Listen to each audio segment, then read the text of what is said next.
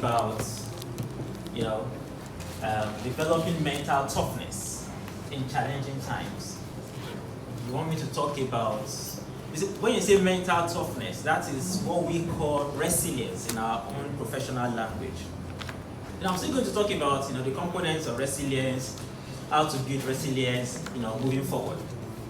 However, you might want to think that, currently in Nigeria, the elections, the scarcity of cash, scarcity of fuel, scarcity of electricity, absence of network, all these things could contribute significantly to, the kind of pressure individuals face. And one thing you should not ignore, while you can itemize the local issues and challenges that are going on, but there are also some apparently, soft challenges that you may not be able to put your hands on that are also contributing to the kind of pressure and the challenges people are facing. You'll be surprised that when Russia invaded Ukraine, worldwide, it was reported that there was an increase in mental health presentations to psychologists and psychiatrists. People who were not in any way directly affected at that time. Of course, we all know how we've been indirectly affected, but the mere fact that that event happened created significant amount of stress and distress on people. So challenging times could be local, could be regional, could be national, but it could also be international. So hardly can anybody escape challenging, circumstances. So that means we all must find ways of developing mental toughness. Please kindly go on to the next slide. I like doing one thing when I talk to people. I like to have objectives. That is, okay, at the end of this discourse, what should we all take from this discussion? I want us to, at the end of this discourse, be able to highlight the proper understanding of mental health. We should also appreciate the importance of what I call the mind trajectory. I'm going to go into details subsequently. We should understand the basic concept of mental illness and mental discipline, because this is what is going to help us to understand mental toughness. A little bit of the normal physiology of normal behavior, then I'll talk about resilience. We'll discuss some of the steps that can be taken to ensure that we achieve this resilience, and then some of the steps we can use to manage distress. The next slide, please. Now, it's always good to start from what is health, because people like to think, well, I don't have hypertension, I don't have diabetes, so therefore I'm fine, I'm healthy. But if someone does not have diabetes, does not have hypertension, does not have any surgical condition, but they don't have mental health, would you say the person is healthy? No. So it's always important to emphasize that when you are talking about health, it is a state of well-being in which an individual, the previous slide. It's a state of complete physical, mental, and social well-being, and not merely the absence of disease or infirmity. So, mental health is an essential part of global or general health. Next slide. So let's now go deep into the definition of mental health. Now, this is the WHO definition. You can see how long it is. Mental health is defined as a state of well-being in which every individual, that is every one of us, realizes his or her own potential, that is one, can cope with the normal stresses of life, the challenges of local, national, regional, or even international problems. And you can, while those challenges are going on, you can work productively and fruitfully. And you are able to make a contribution to your community. I decided to break this down. So the next slide. We will see that when it comes to talking about an individual realizing their own potential, it is when you realize your potential that you can be an effective leader. And I know that is one of those things that you prioritize here in JCI. If you know your potentials, but the normal stresses of life can easily derail you, can easily switch you off, your achievements, can easily prevent you from achieving your goals, then you don't have mental health. So you also, apart from knowing your potentials, you must be able to cope with the normal stresses of life. While you are coping with the normal stresses of life, you must also be able to work productively and fruitfully. And I also know that you also prioritize entrepreneurship here in this gathering. And not only that, you must be able to find yourself making positive contributions to your community. So if you are able to achieve all four, that is mental health. That person is mentally healthy. Next slide, please. Now, it is important for us to understand what mental health is, what mental distress is, and what mental illnesses are. And it is at this point that our first mention of resilience will come in. So this is the mind trajectory. And all of us here, we are all mentally healthy, thank God. It is possible that some of us may be experiencing some mental distress. Yes, possible. Now, the only way to go back from mental distress back to mental health is by ensuring that your resilience capacity is functioning well. But let's imagine someone is already distressed mentally. There's an high likelihood that that person can progress to developing a frank mental illness, depression, anxiety disorder, adjustment disorder, psychosis. Those are frank mental illnesses that require psychiatrists to treat. However, if resilience is good and the capacity is existing well, such an individual can be prevented from going on to mental illness, returning back to mental distress, and then improving back to mental health. So you can see where resilience comes in. Pardon me, I'm going to be using more of the term resilience to define or to refer to mental toughness, because that is what is ingrained in my brain. Next slide, please. Now, the reason why we always talk about mental distress is because mental distress is one of the earliest signs that interests us. Because we don't want people to develop mental illnesses that will require them to come to the hospital. But when we start seeing signs of mental distress, we start telling the person these are alarm signs. So you should start doing something about it. So these are non-specific changes that affect, functioning in a mild way. Mostly from impairment in the control mechanisms of the brain. I'm still going to talk about control mechanisms while we are moving down. So for example, somebody complaining of poor sleep, wanting to sleep and not being able to sleep. Worrying when they can't really pinpoint what they are worrying about. Poor appetite when they actually know I'm supposed to be eating. I know I'm hungry, but just don't find anything, interesting. Anorexia. That is something else entirely. Irritability. When someone is just constantly angry, annoyed, but you can't state exactly why you are angry or you are annoyed. Feeling down for no apparent reason. Suspiciousness. These are features of mental distress. Of course, mental disorders, like I said earlier, when mental distress is not well handled and the individual's resilience is overwhelmed, individuals can develop depression, schizophrenia, mania, anxiety disorders. These are mental disorders. Let's move on, please.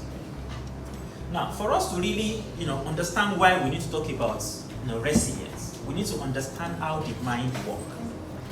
How does it work? You see, our mind works in three different domains. What we think about, what we feel, and how we behave or how we act. Every action that you see has at the baseline of it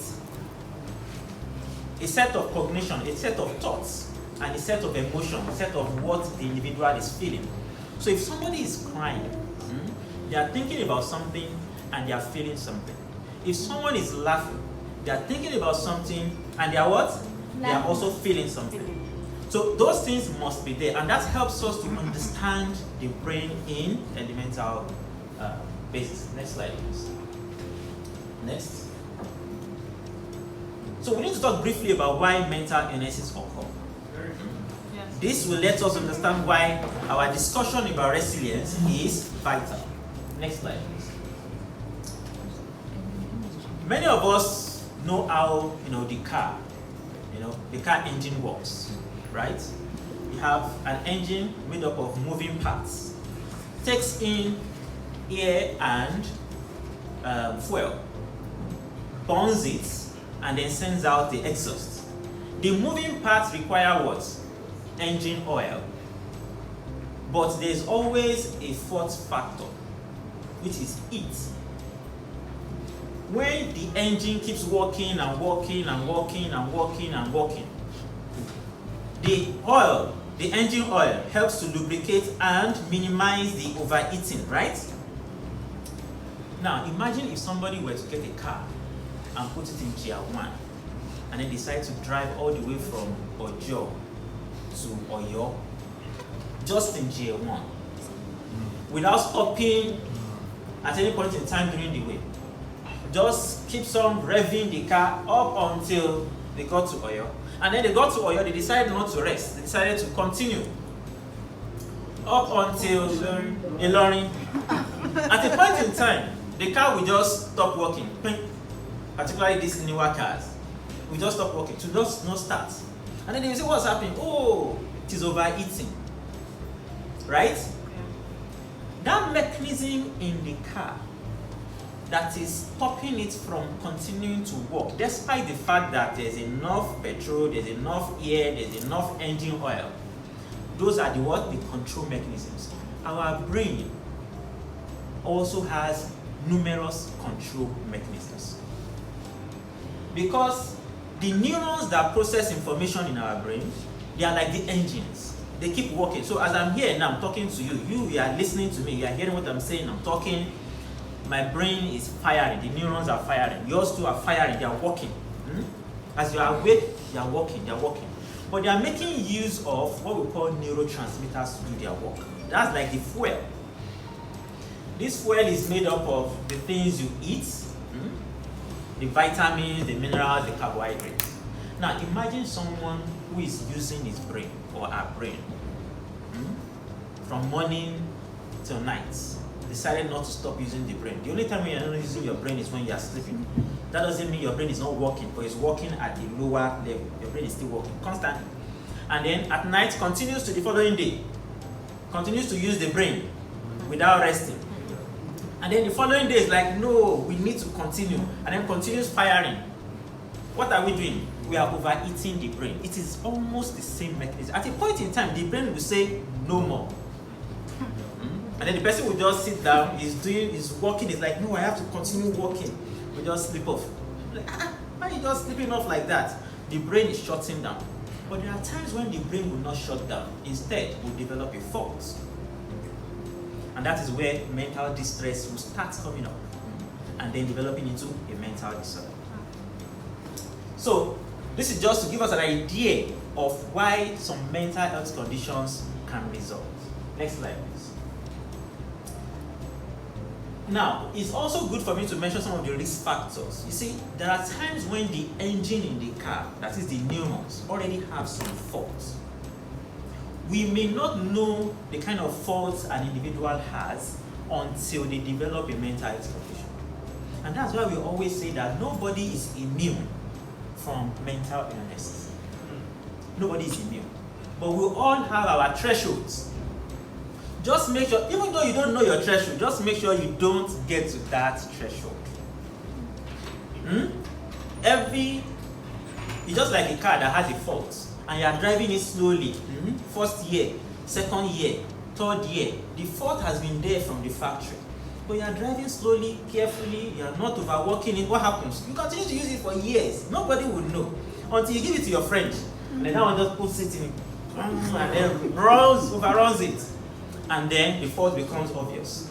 So if you are the type that understands how to use your brain, which is the most important part of our body, by the way, the brain, what happens? No matter the risk factor the individual might have had, they are not likely to develop mental distress or mental illness.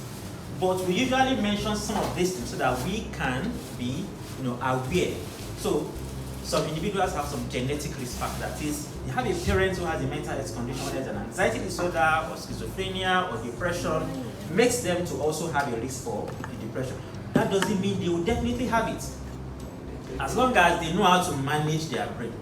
They don't manage their brain very well, they are likely to develop the conditions. So, infections, trauma, difficult pregnancies, all these things, I think people will have the slides, right? Yes. So, you can see the list there. I won't be going into the explanations of how each one can result in different types of mental health. So, there are psychological factors, there are social factors. Now, next slide. So, how do we develop this mental toughness, this resilience? The resilience that will help us ensure that the engines, the control mechanisms, and the fuel mixture in our brain continues to be at the perfect functioning levels.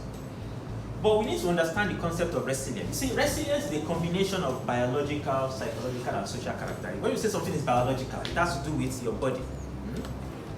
When you say something is psychological, it has to do with, what we think about and what we feel. Social has to do with events happening, interaction between us and other people. And so, it is a combination of these things, and that is why when we start talking about ways to develop mental toughness, we are going to mention all from these three categories. How to develop a high threshold so that you won't develop a mental breakdown. You see, I use the term high threshold there because we know that everybody has a threshold. But how do you ensure that your threshold is very high? Such that no matter the amount of stress or distress, you tend to overcome. So, resilience has to do with the capacity for deploying the necessary steps in the management of distress when it occurs. But more importantly, being able to recognize early and treat mental health conditions as soon as they also come on is also part of what? Resilience. And the reason why the social aspect is there is because you might be fine, but you may see symptoms or signs of distress in someone else, in a neighbor, in a friend, in a relative. Being able to identify early and telling the person, you need to slow down, you need to calm down, you need to talk to somebody. These are also part of what? Social resilience. Everything that helps to maintain a healthy state or early return to normal functioning. Next slide, please. So I said earlier that there are biological, psychological, and social components. But there are also developmental considerations.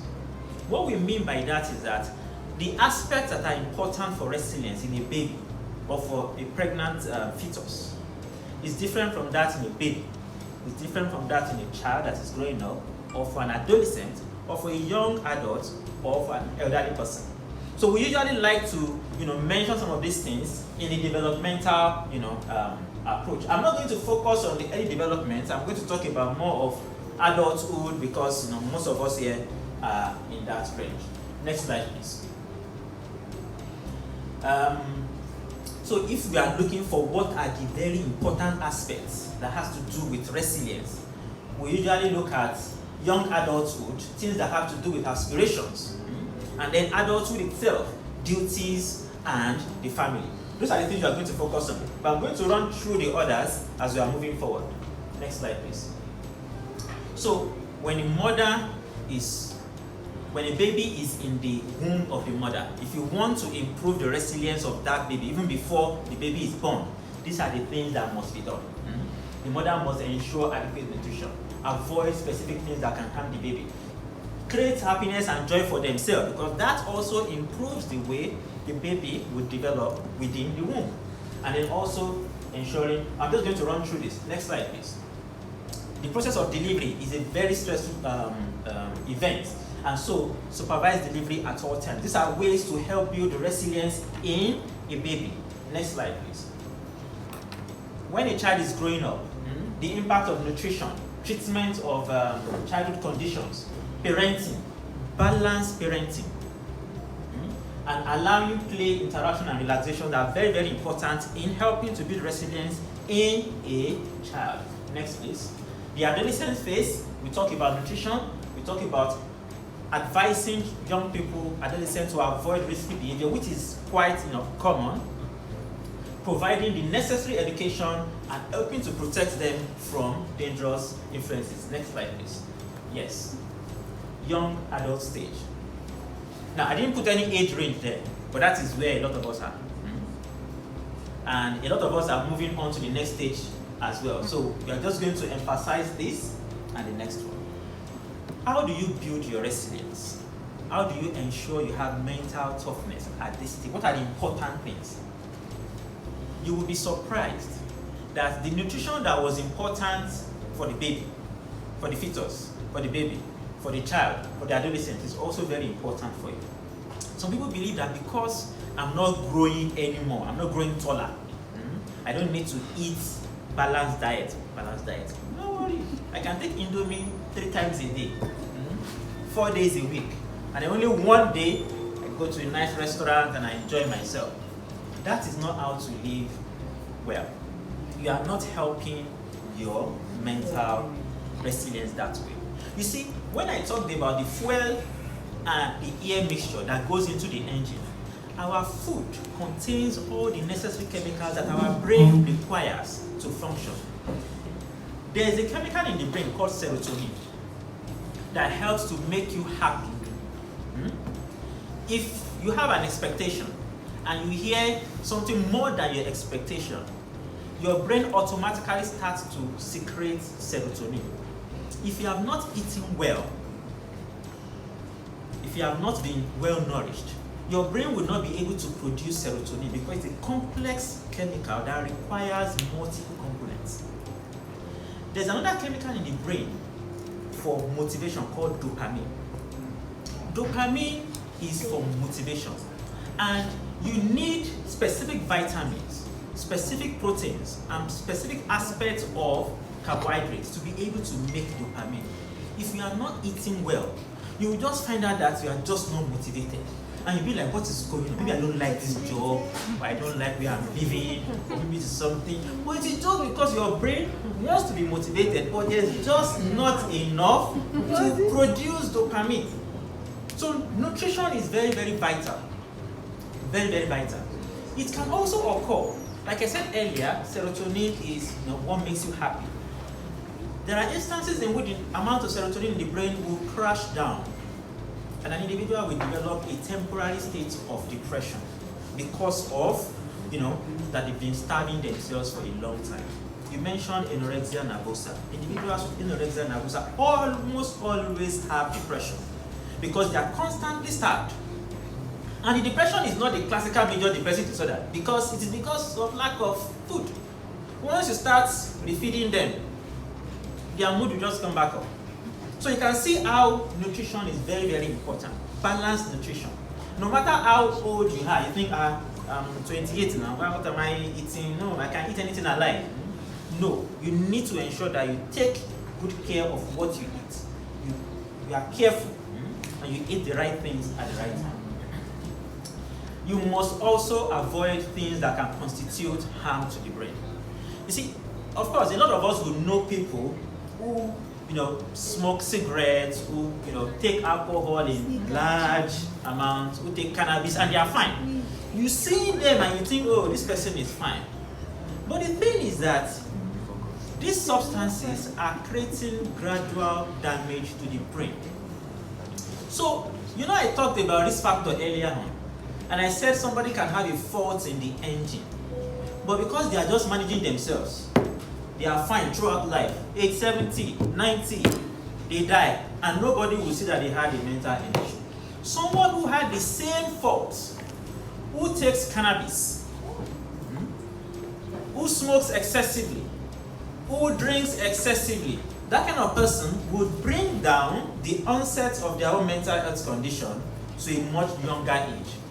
So, somebody that maybe if we were to leave him alone, he would have developed schizophrenia at the age of 40 or 50. He will start coming at the age of 20 because of the substances that the individual is taking. Sleep and rest. That's number 2. You will be surprised how simple and mundane all these things I'm listing are, but they are so vital. And a lot of people misunderstand sleep. Let me explain sleep to us. You see, our body needs to rest. Our brain also needs to rest. But our brain has a timer. A timer. That timer is linked to daylight. As long as daylight is there, your brain will tell you, I cannot rest. Even if you sleep in the afternoon, your body is resting in the afternoon, but your brain is not resting because it is what? This is what we call the circadian rhythm. The brain will interpret it as it is still daytime, we need to continue to work. So your brain is not resting. When it is around 8:30, 9, and then all the outside lights, the sunshine has gone down, your brain will start secreting melatonin. Melatonin is the chemical that tells the brain it is time for us to now rest. When the brain sleeps at that time, the brain will also shut down. I told you that if you sleep during the day, your body is resting, but your brain is not resting. It is until when melatonin is secreted that your brain will say, yes, this is night, let us shut down. So the sleep that is going to be beneficial has to be between 9 and approximately 5 a.m. If you are the type that will binge watch, cartoons, movies, series, up until 3 o'clock, and then 3 o'clock in the middle of the night, you will now sleep. You will now sleep from 3 till 12 in the afternoon. And then you say, I slept for a whole 9 hours. You slept for only effectively 3 hours. Because all of that sleep during the daytime, your brain is going to be seeing it as if you are supposed to be awake. You are supposed to be awake. You are supposed to be awake. Why are we still sleeping? Why are we still sleeping? Your brain will not sleep. And so you would see that you would not be efficient, you won't enjoy yourself, you won't be active. Sleep is very important. Sleep is the way when you are driving your car and then you switch it off, you allow it to rest, you change the water, you allow wind to blow. That is the way sleep does for the brain. It allows the engine to rest. Without it, you are setting up yourself for distress. So that was why I said there's a difference between sleep and rest. Rest is what you do during the day. So even if you are taking a nap during the day, it is not for your brain. Sleep is for the brain, rest is for your body. Tailor-made aspirations and life goals. You see, I told you that the important aspect of resilience concentration when it comes to young adults has to do with aspirations. Because of the energy, the motivation, the need to achieve, we have a lot of aspirations. And when you set an aspiration, your brain will take that aspiration and put it as a standard. If you set your aspiration to be that, I want to be as rich as Bill Gates, or I want to be as rich as Dangote, as you are saying it, your brain is registering it as, yes, this is our goal. And as long as you are not achieving that goal, you will not be happy. But if you tailor your own aspirations to things that you can achieve within short periods of time, you are likely to feel continuously happy and motivated. And you won't be feeling like a disappointment all the time. You wake up every morning and you feel like, I've woken up this morning and I'm not yet as rich as this person. I'm a disappointment. These are things that will constantly be dragging down your motivation. You must tailor your own aspirations. Yes, I want to start a business and I want within 2 years for this business to grow by 200%. And in the next 5 years, I want to be able to merge with a bigger company. Those are aspirations that will help you. Every time you are working towards it, you will be happy. You won't be feeling like, I've not done this, I've not gotten this, I've not gotten there. Managing responsibilities and academic activities. Yes, we may have a lot of people may be doing maybe PhDs or masters, a lot of responsibilities, family responsibilities. We need to ensure that we manage them in such a way that it does not overwhelm our resources. You need to know, this is what I need to do. This is how I'm going to be able to do it. Let me ensure that I take these steps and this step to be able to achieve it. And I also get enough support and seek help to achieve it. So we need to manage our responsibilities and academic activities. Relationships are very, very important. The way you move around, if you have people who are constantly nagging around you, people who are constantly complaining about Nigeria, anytime they always complain about Nigeria, they won't say anything good. They always complain about the system. You will be dragging down your motivation, and that would not help your resilience. Social networking is very important. People who will be encouraging you, who will be talking to you about how to make progress, how to move on, and the rest. Next, please. So by the time you move up a little bit, by the time you are getting above 35, 40, 45, you need to start, for those who are females, the most intense stressor a woman can face is the stress of pregnancy, childbirth, and breastfeeding. It shouldn't be something that will just come suddenly. You should have it planned.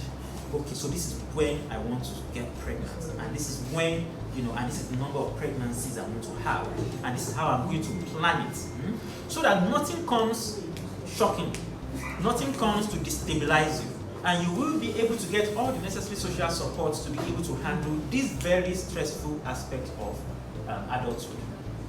Hypertension and diabetes. By the time you are 40, you should start asking yourself, do I have any chronic medical condition? You are likely to have some. Don't wait till age 50 to discover. The earlier you identify, the earlier you start managing it. By the time you wait till age 50 and you realize, my mom too had diabetes, I didn't know I was going to have diabetes. You should have started taking care of yourself long before that. So this is also very, very important. Building coping mechanisms, because things will happen in life that will affect your ability to function. You should build a coping mechanism that will be helpful to you to handle, losses in the family, bereavement, responsibilities, financial pressure, like we are having in Nigeria constantly, social and professional ascension. And then community networking and collaboration is also very important. Next slide, please. So this is for older adults, managing. Now, what are the steps to be taken in the management of distress? Relaxation exercises are very, very important. Learning to stop and say, okay, I want to switch off the engine and I want to relax. Yes, you've been working Monday, Tuesday, Wednesday, Thursday, Friday, Saturday, maybe Sunday is free, and then the next Monday, but you need to know when to say, I need to stop and rest and relax. You need to learn to do breathing exercises for when you are overwhelming with distress. Being able to stop your breath and slowly exhale to control your emotions. Counseling, support, and services are very, very vital when there are overwhelming conditions. Learning to cope with difficult situations and stress management are also very vital things to take note of. So these are just explanations of what the relaxation exercises are. These are details that we can go through and also learn to do them. So breathing exercises, next slide please. The counseling, the principles of counseling and why it is important, stress management as well, and then coping skills. So by now, I'm very sure that we should be able to, highlight the proper understanding of mental health. By now, we should have been able to appreciate what we call the mind trajectory. And we should understand the basic concept of mental illness using the car analogy. By now, we should understand the physiology of normal behavior. We should know the concept of resilience. We can now discuss some of the steps to be taken in building resilience, and then we can know what to do in the management of distress. And at this point, I would like to say thank you very much for listening.